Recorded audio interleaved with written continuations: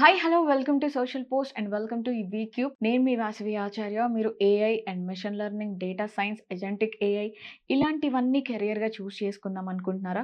But ఎక్కడ నేర్చుకోవాలి, ఏంటి కెరియర్ ఆపర్చునిటీస్ ఎక్కడ బాగుంటాయి అని చెప్పి సర్చ్ చేస్తున్నారా? జాబ్ మార్కెట్ని చూసి భయపడుతున్నారా? సో వాటన్నిటి మీద ఈరోజు మనతో మాట్లాడడానికి ఉన్నారు డాక్టర్ ఎన్విజి రాజు గారు, PhD in CSC and 27 years of experience in AI and ML and data science. So మీకు ఉన్న డౌట్స్ అన్ని కూడా సార్తో మాట్లాడి నేను క్లారిఫై చేస్తాను.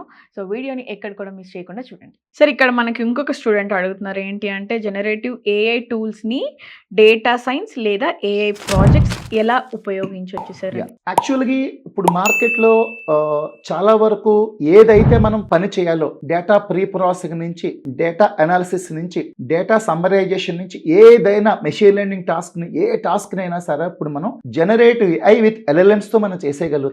LLMs అయినా, గూగుల్ వాడు జెమినై మోడల్స్ అయినా, వలామా విత్ లామా, మిస్ట్రాల్, డీప్ సీక్ మోడల్స్ అయినా, ఓపెన్ ఏఐ GPT అయినా, క్లౌడ్ మోడల్స్ అయినా మనం యూజ్ చేసి మనం హ్యాండ్స్ ఆన్ చేయలేకుండా మనం ఏదైతే టాస్క్ చేయొచ్చో సింపుల్ గా మన న్యాచురల్ లాంగ్వేజ్ అయిన తెలుగు, ఇంగ్లీష్, హిందీ లాంటి లాంగ్వేజెస్ తో కూడా ఎటువంటి టాస్క్ నైనా ఆటోమేషన్ గా చేసేయచ్చండి. మా కోర్సులో ప్రోగ్రామింగ్ నాలెడ్జ్ తో పాటు ప్రతి టాస్క్ ని కూడా ఇలాగ సింపుల్ గా ఎలా చేయొచ్చు మేము టీచ్ చేస్తాం. మీరు అడిగిన క్వశ్చన్ లో ఇంకొక బ్యాక్గ్రౌండ్ టాస్క్ ఉంది. ఏంటంటే ఒకప్పుడు మనం తెలుగు ఇంగ్లీష్ ని మనం నెగ్లెక్ట్ చేసాం. ఒకప్పుడు మనం BA BCom PSC లో తెలుగు ఇంగ్లీష్ చాలా తక్కువగా అంచనా వేసాం. ఇప్పుడు అవే మన ప్రధాన ఆయుధాలు.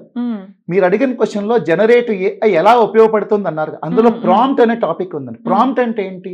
నేను మీతో ఎలా న్యాచురల్ గా సింపుల్ ఇంగ్లీష్ లో మాట్లాడుతున్నాను, అలాగే మనం ఏజెంట్స్ తో మాట్లాడాలి. ఎటువంటి టాస్క్ నైనా సరే LLMs తో ఈజీగా ప్రాసెస్ చేయొచ్చు. దానికి ప్రధాన ఆయుధం న్యాచురల్ లాంగ్వేజ్. మనం వాడే పదాలు చాలా క్లియర్ గా, స్పష్టంగా ఇవ్వాలి. మనకి ఏం కావాలి, ఏజెంట్స్ నుంచి మనం ఏం ఎక్స్పెక్ట్ చేస్తున్నాము, ప్రాపర్ గా రూల్స్ ప్రకారం ఇస్తే ఏజెంట్స్ మన ఏ టాస్క్ ఇచ్చినా సరే హ్యాపీగా చేస్తున్నాయండి. అది మేము ఆటోమేషన్ ద్వారా ఈజీగా టీచ్ చేయగలుగుతున్నాం. ఓకే, ఎజెంటిక్ ఏఐ అంటే ఏంటి? అది ఏఐ డెవలప్మెంట్ లో ఎలా యూజ్ అవుతుంది? నేను దీన్ని కొద్దిగా డీటెయిల్ గా ఎక్స్ప్లెయిన్ చేస్తాను.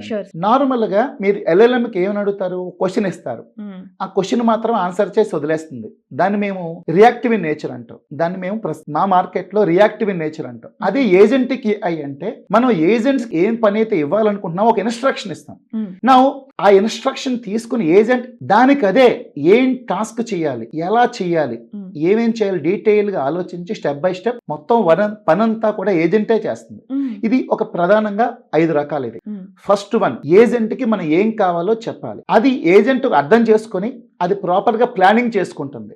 ఆ ప్లానింగ్ చేసుకుని ఏజెంట్స్ ని కొన్ని టూల్స్ ని యాక్సెస్ చేస్తుంది. ఏజెంట్స్ ని ఏమేం పనులు, ఏమేం టాస్క్లు చేయాలో దాని టూల్స్ అంటాం మేము. అవి APIs గానీ, డేటాబేసెస్ గానీ, సెర్చ్ ఇంజిన్స్ గానీ, లేకపోతే క్యాలిక్యులేటర్స్ గానీ ఓడి ప్రతి ఏజెంట్ కి కొంత మెమరీ ఉంటుంది. దాంతో ఆ వర్క్ ని కంప్లీట్ చేసి ఒకవేళ ఆన్సర్ సరిగ్గా రాకపోతే మళ్ళీ ఫీడ్బ్యాక్ తీసుకుని it will execute all the action by it self. Final గా మనకు రిజల్ట్ ఇస్తుంది.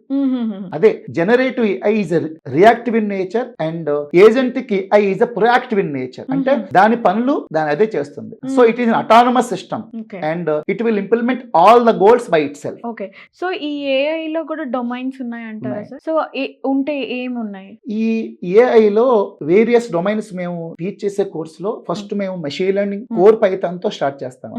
ఫస్ట్ మేము కోర్ పైథాన్ తో స్టార్ట్ చేసిన తర్వాత సెకండ్ మ్యాథమెటిక్స్ టీచ్ చేస్తాం. Statistics, probability with NumPy and SciPy తో చెప్పిన తర్వాత మేము pandas కి వెళ్తాం. డేటా అనాలిసిస్ చెప్పిన తర్వాత చాలా ఇంపార్టెంట్ డేటా విజువలైజేషన్ టూల్స్ అయిన సీబోర్న్ అండ్ మ్యాథ్పలైట్ లో విజువలైజేషన్ టీచ్ చేసిన తర్వాత దెన్ ఒక డేటాని మెషిన్ లెర్నింగ్ ఇవ్వాలంటే ఫస్ట్ మనం ప్రీ ప్రాసెస్ చేయాలండి.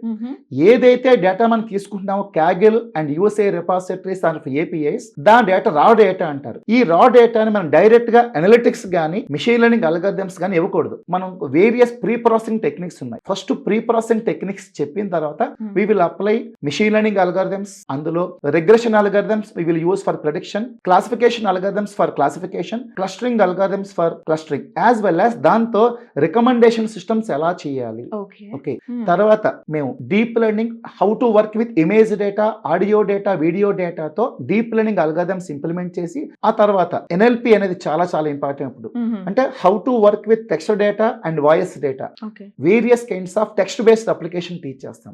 తర్వాత మేము జనరేటివ్ ఏలోకి వెళ్ళి how LLMs can be used to implement our applications. ఆ తర్వాత ఇప్పుడు మార్కెట్ లో RAG with vector databases అని చాలా హై మార్కెట్ ఉందండి దానికి.